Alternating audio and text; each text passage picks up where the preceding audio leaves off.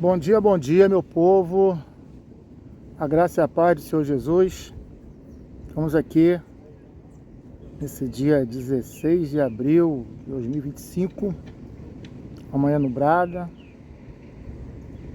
Mais um dia que nos fez o Senhor, mais uma oportunidade, como eu venho aqui sempre reforçando e lembrando aos senhores e senhoras.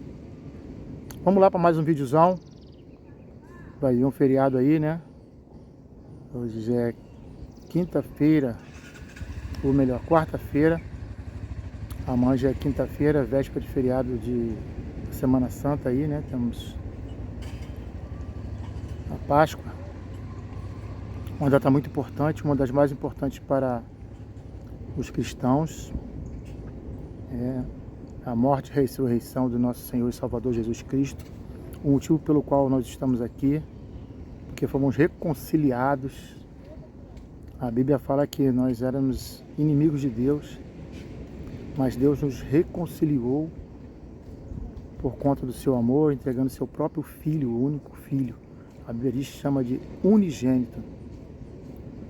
Só tem esse, não tem outro. Para que ele morresse e fosse sacrifício perfeito, por isso aceito, para a remissão dos nossos pecados.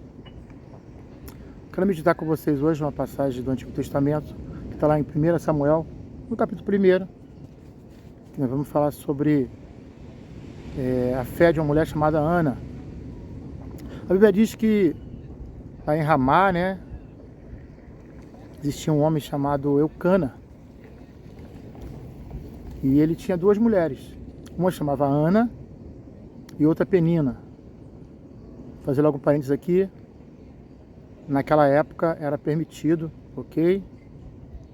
Era permitido a bigamia naquela sociedade.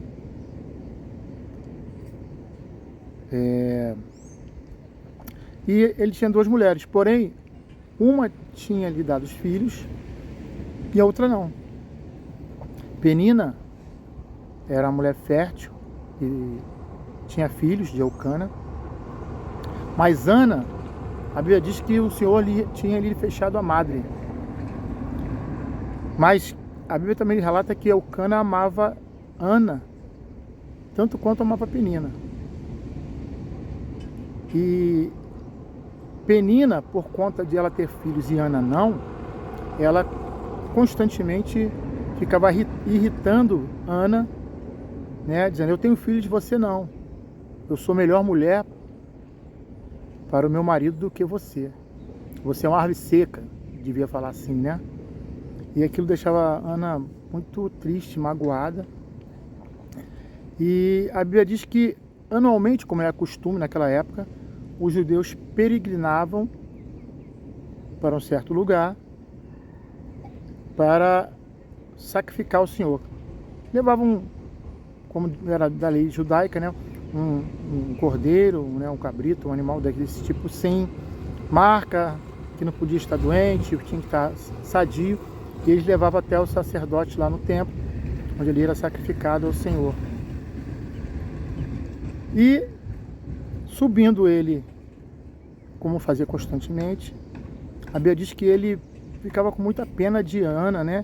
E ele dava porção para que Penina oferecesse de sacrifício, porém a Ana, ele dava a porção dobrada. Talvez querendo demonstrar para Ana que ele a amava também, né? E em uma dessas vezes que eles foram lá, Ana sempre muito angustiada, a Bíblia diz que ela chorava, né? Naquela época os sacerdotes eram Ofni e Finéias, filho do sumo sacerdote Eli, que era quem assistia no templo. Então ela estava ali, muito triste, não comia, e Eli pergunta a ela, pois por que você não quer comer? Não sou eu para você um marido tão bom, melhor que 10 filhos? Mas talvez ele não entendesse que a dor de Ana era muito profunda, porque seria natural, né, uma mulher que desse filho ao seu marido. Então uma mulher naquela sociedade não tinha tanto valor quanto outras, porque era necessário que as famílias fossem grandes, numerosas, até mesmo para defender suas terras, né? Para prosperar numa terra onde tinha que se trabalhar com a mão, tinha que se defender a terra por conta de invasões de inimigos e coisa e tal. E aquela mulher era muito triste, talvez se culpando, perguntando a si mesma: o que eu fiz ao Senhor? Por que esse mal? Por que, né, eu sou uma serva dedicada? Por quê? Por quê? Por quê? Muitas vezes a gente fica perguntando os porquês da vida, né? E realmente tem alguns porquês que nós não vamos saber, outros sim, outros vamos entender quando tivermos maturidade para isso. Mas é bem da verdade que nós somos seres humanos, né? Então por conta disso nós acabamos querendo algumas respostas. Eu mesmo me questiono muitas vezes sobre algumas coisas, né? Só você olhar para o céu, uma imensidão de planetas, de galáxias, um universo sem fim. E eu sempre aprendi que Deus mora no céu. E onde que é o céu, gente? Que o céu é embaixo? Não, o céu no alto. O alto aonde? Então são questionamentos, né? Como um Deus tão grande está em todos nós, está aqui em todo lugar? Como é que funciona isso? Como é que esse Deus é? Então às vezes eu até me peço perdão a Deus por esse questionamento, e eu sou bem honesto em minhas orações, né? Porque realmente Deus é tão grande que é incompreensível para a nossa mente. Mas o fato é que Ele existe. Mas o cerne da nossa bate-papo aqui é Ana. Então vamos voltar para a história de Ana. E uma dessas vezes que Ana estava ali, ela ficou muito angustiada e começou a chorar. E a Bíblia diz que ela chorava e orava, clamando ao Senhor, né? Pedindo: Senhor, se você me der um filho, eu faço um voto de consagrar ele ao Senhor, e não vou cortar o cabelo nem a barba dele, e ele vai ser criado aos seus pés.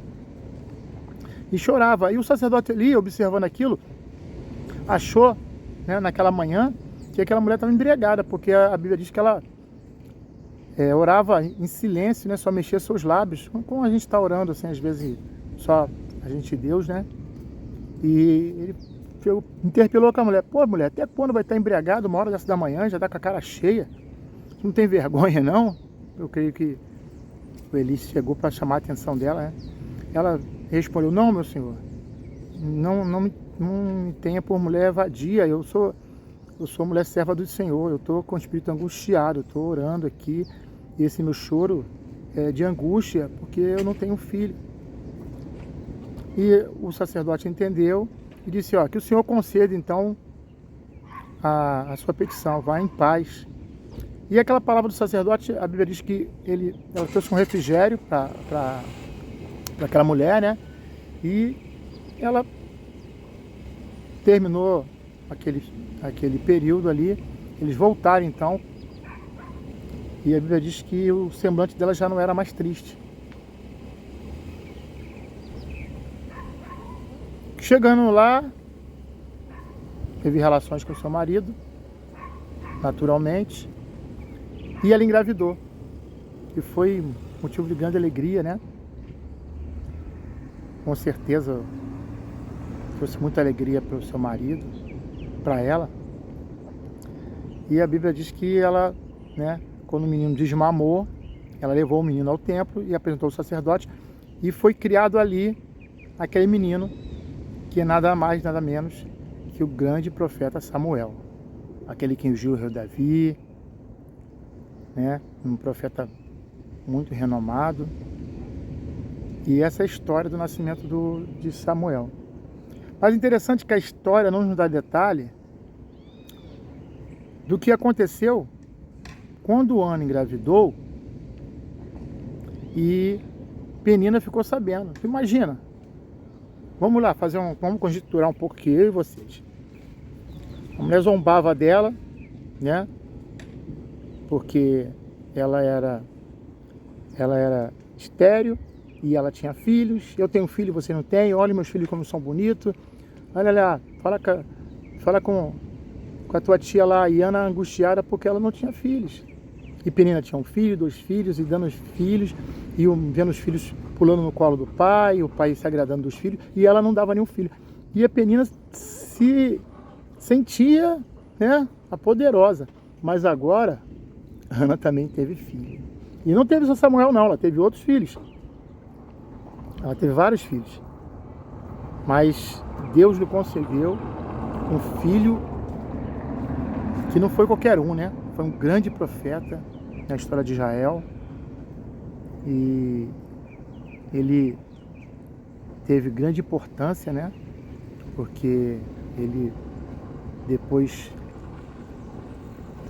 das crônicas, né? No período dos reis, ele que ungiu o primeiro rei de Israel. E ungiu Davi. Então é um personagem muito importante. E qual lição nós tiramos dessa história? Eu não sei o que você tem pedido ao Senhor. Eu não sei se você até desistiu de pedir ao Senhor.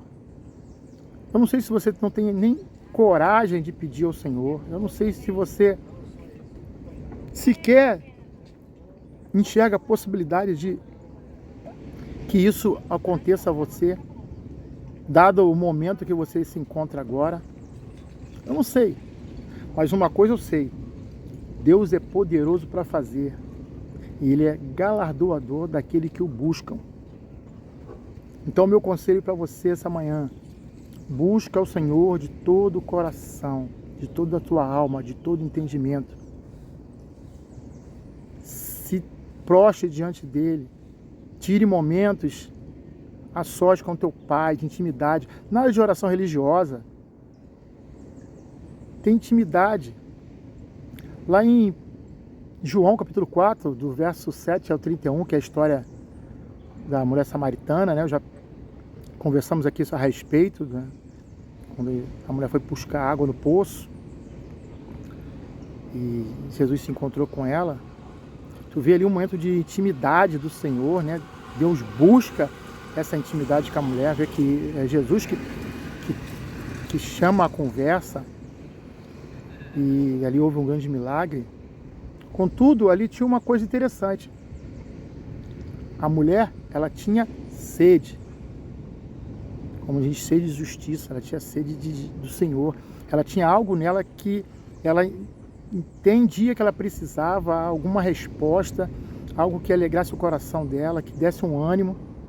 Lembra de Ana?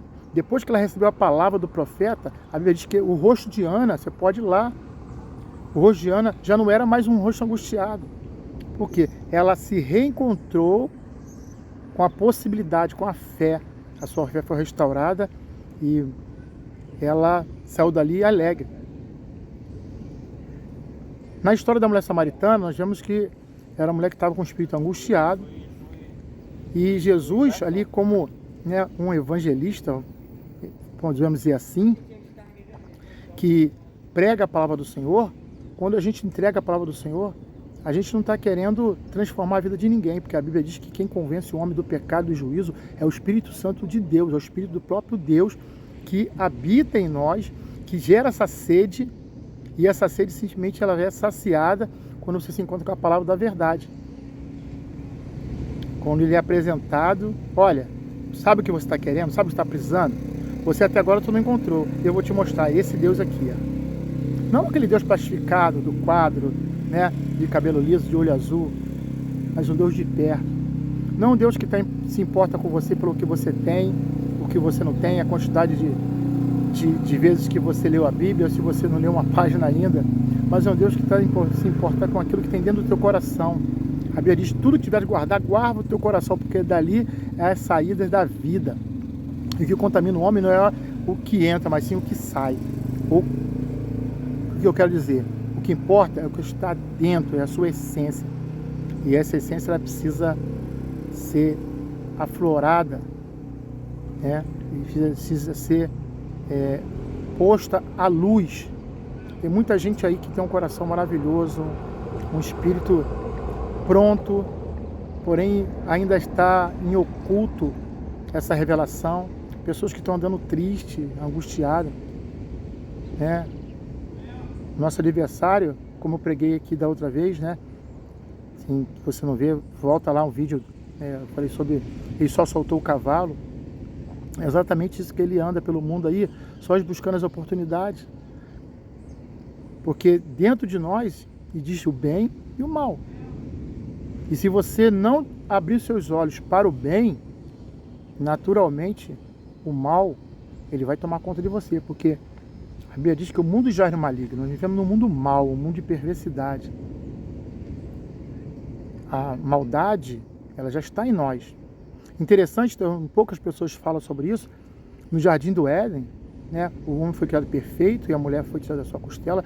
Então até então parecia que ali seria uma coisa tudo perfeito, maravilhoso, um lugar maravilhoso. O homem e a mulher sem pecado, passeava no jardim. Porém, se você prestar atenção, já existiu o mal. Como assim? Existiu o mal? Sim. Porque a serpente, ela não pegou a maçã e enfiou na boca de Eva do Adão, não. Eles foram lá. Eles que cobiçaram aquilo que a serpente falou. Ó, se vocês comerem, seus olhos serão abertos. Vocês serão igual a ele. Vocês terão inteligência. E aquilo ali, né, gerou uma cobiça. Não foi assim, uma coisa inocente. Tinha uma cobiça de querer alguma coisa. Alguma coisa lhe foi oferecida. Eu sempre falo que o conto do vigário, ele tem, né, todo mundo conhece o conto do vigário, né? Não vou contar a história aqui, mas é assim, você vende uma coisa e você acaba caindo num golpe. Já teve gente que comprou a ponte de Niterói, outro já comprou o mar de Copacabana, bilhete premiado, várias pessoas, correntinha de ouro, né? Pô, esse ouro aqui, cara, eu tô com pressa, eu preciso, essa corrente vale 200, mas se você me der 20, aí o cara olha, pô, me dei bem, hã? Vou me dar bem. Aí vai lá e compra e depois descobre que aquilo não vale nada. Tomou um golpe. Então o conto do vigário de Satanás é isso. É isso. Ele busca algo que você quer, você deseja, uma cobiça, algo que você tem uma maldade. Que está dentro de nós. A malícia já, desde o bebezinho, desde criança, se você perceber, ele já tem uma certa malícia. Ele já começa a entender que se ele chorar, ele ganha peito. Então ele começa a entender que aquilo ali, e algumas crianças crescem e ficam chantageando os próprios pais. Tem até terapia aí, psicólogos, para tratar os pais, para ensinar, ó, não pode dizer sempre sim. Porque teu filho, apesar de ser uma criança, eles são bem espertinhos, tá bom? Então é isso aí que já está dentro de nós. Então, a gente tem que entender isso, que você precisa gerar dentro de você uma sede. Porque isso não adianta palavra, não adianta. Você vai tentar, mas você não vai conseguir. Você não vai chegar o status de convertido. Talvez você consiga ser convencido. E tem muita gente por aí assim. A conversão, ela vem, e geralmente vem diante de uma situação, né? Quando você está passando por um perrengue, já suscetível, você perdeu todas as suas forças, e você olha para o céu, Senhor, eu perdi. Eu resolvo dar ouvidos. Aí o Espírito Santo vem, entra no teu ser e você é transformado. Você não é convencido, você é convertido. E a conversão é bem diferente. E quem é convertido sabe. E geralmente você sabe até o exato momento de que onde você se converteu. Eu sei quando eu fui convertido, eu sei. E hoje eu sou grato por Deus por ter tanta misericórdia pela minha vida, tantas oportunidades que outros talvez não tiveram. Não sei, não dá explicação por isso. Mas interessante que é necessário você buscar esse momento. Então nessas duas passagens que eu citei, a passagem de Ana, houve esse momento de quebrantamento. Ela ia ali, ficava triste e tal, mas aquele dia ela chorou, naquele dia se quebrantou. Se você ouvisse a minha oração, né? E ali aconteceu o que Deus usou o profeta e falou, ó, liberou a bênção. Foi naquele momento. Na história da mulher samaritana, de João 4, a partir do verso 7, é justamente isso. A mulher se quebrantou naquele momento. Ela era samaritana, era de um povo, entre aspas, inimigo dos judeus, porque apesar de ser a mesma religião, era uma outra vertente, né? Isso aí é para estudar lá atrás, vertente das tribos, né? Então uma tinha uma vertente, outra, mas eles adoravam o mesmo Deus. Interessante, né? Mas eles tinham lugares reservados para adoração diferente. E inclusive isso foi um questionamento daquela mulher, né? Que a Bíblia não fala o nome, mas a gente tem o título A Mulher Samaritana. Então esse momento que é importante que você busque, para que você consiga se aproximar de Deus e ser tocado por Ele. E isso é importante. E eu falo, quando Deus te tocar, você nunca mais vai esquecer. Porque é um toque diferente. Hoje em dia, eu vejo tanta barbaridade, pessoas falando o nome do Senhor, enganando o povo, com falsos milagres, pagam pessoas para fingir que estão curadas de doença e enfermidade. Na verdade, estão atrás só de recursos financeiros. Essas pessoas, um dia, elas vão ter a paga pela sua maldade, se não aqui, na outra vida em qual eu acredito. Mas eu tenho certeza que quando você crê no Senhor Jesus, você não fica atrás dessas coisas, porque o Deus que fala com o profeta é o mesmo Deus que fala contigo. Então não vá atrás de homens, vá atrás de Deus, do Todo-Poderoso, aquele que pode fazer, quer fazer e tem prazer em fazer, porque Ele te ama. Talvez muitas oportunidades que você teve até hoje, você não entende o porquê. Mas hoje Ele te diz, levanta e anda. Entenda como quiser. Natural ou espiritual. Mas a palavra para você é essa manhã. Levanta e anda. Eu não sei se você tem enfermidade, eu não sei se são projetos que estão esquecidos, você já desistiu, talvez cansado da vida. Ei, você está vivo, então, enquanto a vida, há esperança. Não espere para amanhã não. O dia é hoje, o tempo é já. E nosso Deus é o Deus do já. Essa é a palavra que eu tenho para vocês nessa manhã. Deus os abençoe, tenham um ótimo final de semana, um ótimo feriado que vai chegando por aí. Tome muito cuidado aí para que tudo vá bem. E não deixe de buscar uma igreja, né?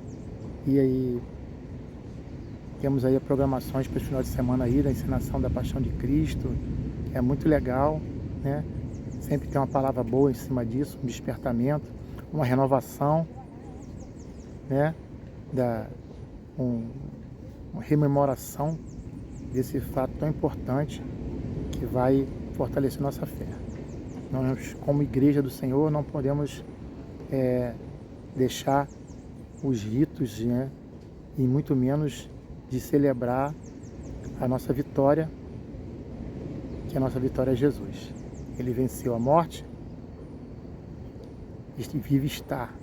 E hoje está à destra do Pai e é nosso advogado. E assiste por nós. Amém? Não esqueça disso. Ele te ama. Jesus te ama. E eu também. Obrigado por estar assistindo. Deus abençoe. Fui.